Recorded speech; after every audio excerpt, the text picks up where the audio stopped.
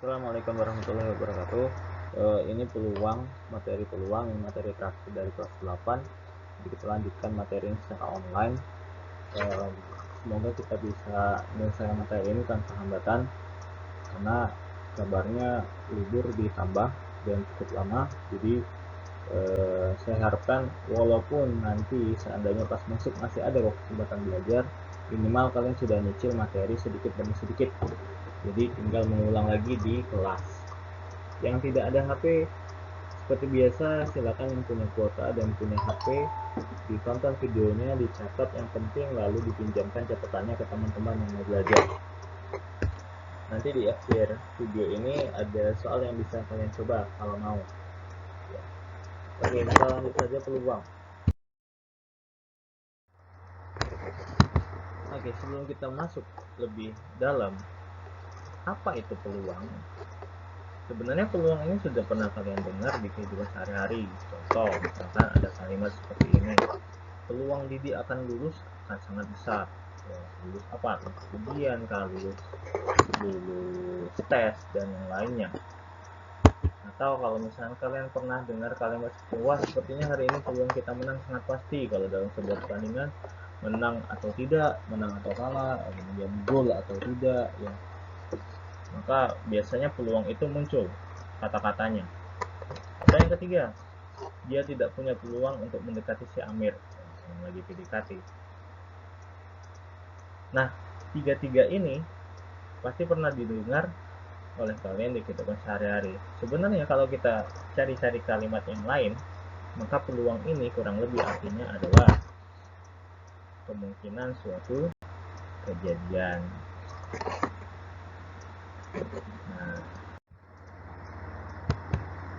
Nah, peluang itu ada kisarannya.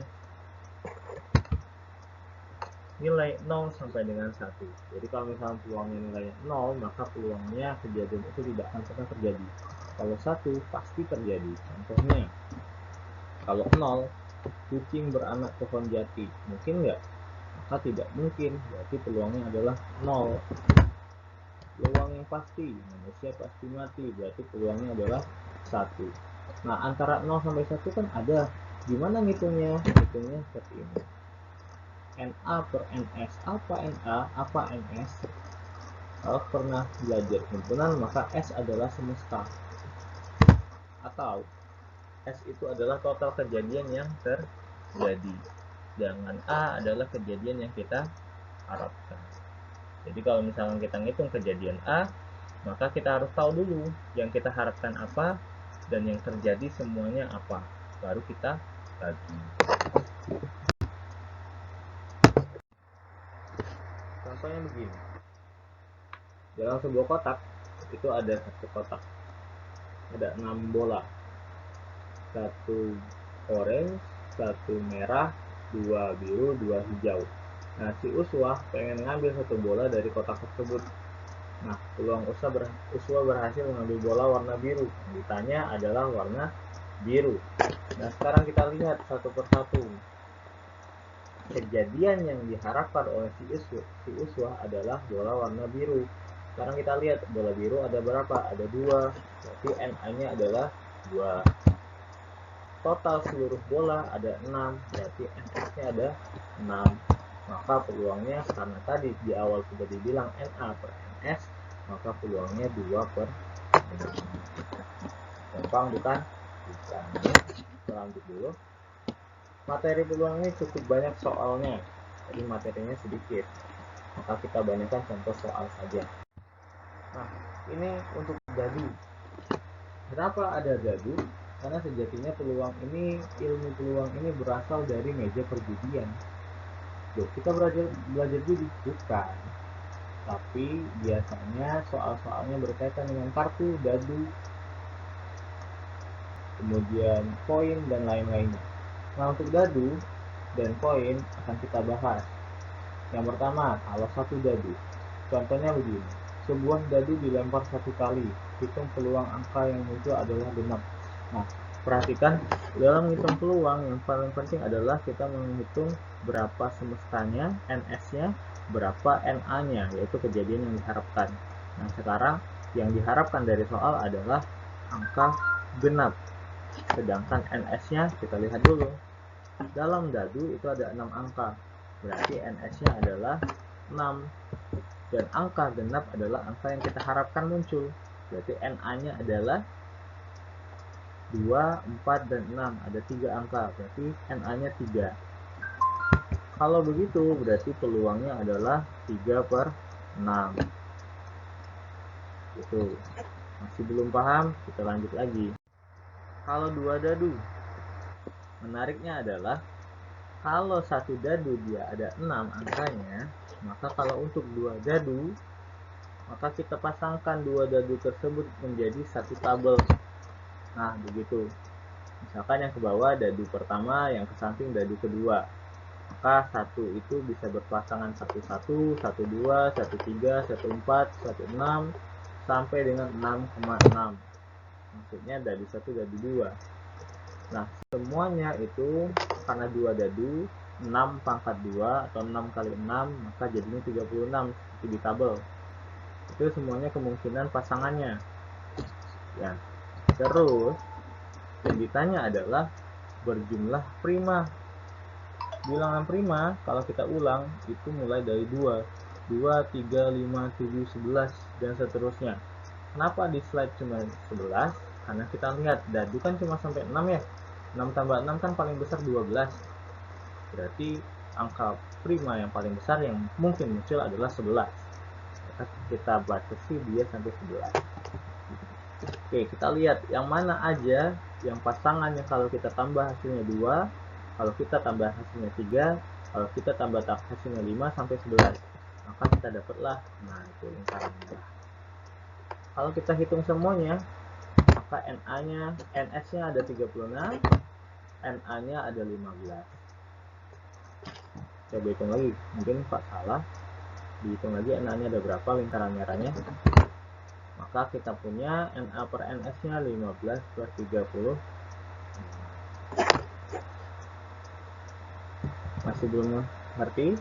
Kita lanjut contoh lain. Contoh lain untuk koin. Nah, di sini soalnya adalah 2 buah koin. Kenapa 2 buah koin? Karena 1 buah koin terlalu mudah. Kenapa 1 buah koin terlalu mudah? Koin cuma 2 sisi. Kalau tidak angka, ya gambar. Maka kita minimal 2 buah koin. Dilempar bersamaan, kemudian yang dihitung adalah muncul kedua koin menunjukkan angka.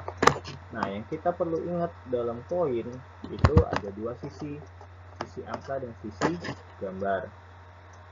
Jadi kalau misalkan angka dan gambar koin pertama, kalau kita lempar 2 koin sama-sama, maka setiap angka, misalkan koin pertama menunjukkan angka, maka koin pertama ini kemungkinan di koin keduanya bisa muncul angka juga, bisa muncul gambar.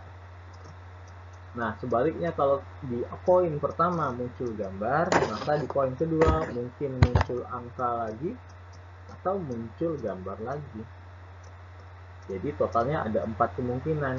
Atau kalau kita buat tabel, nah gitu pasangannya. Koin 1 misalkan koin ke-1 angka, koin 2 mungkin juga angka. Koin 1 angka, koin 2 bisa jadi gambar. Koin 1 gambar, koin 2 bisa angka juga. Koin 1 gambar, koin 2 gambar juga bisa. Maka ada 4 kemungkinan.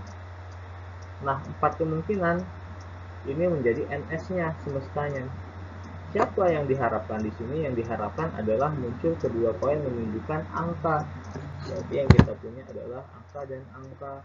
Ada berapa angka dan angka? Ada 1. Berarti kita punya NS-nya 2/2. Kenapa 2/2? Karena ada 2 koin.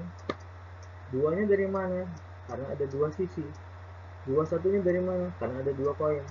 Karena ada 2 sisi dan 2 koin, berarti 2/2. Nah, dadu tadi gimana, Pak? Dadu tadi karena 6 sisi dan ada 2 koin, 2 dadu, maka 6/2. 6/2 36. Itu untuk dadu. Di sini koin ada 2 sisi dan ada 2 koin, maka 2/2. 2/2 adalah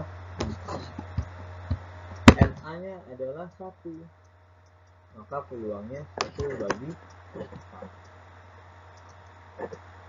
Oke, terakhir Dadu sudah, koin sudah, sekarang kita gabung koin dan dadu. Perlu digarisbawahi yang Pak sampaikan di sini adalah dasar perhitungannya. Gimana cara menentukan yang mana NA-nya, yang mana NS-nya. Untuk koin dan dadu, lihat koin berapa sisi? 2 sisi, yaitu angka dan gambar.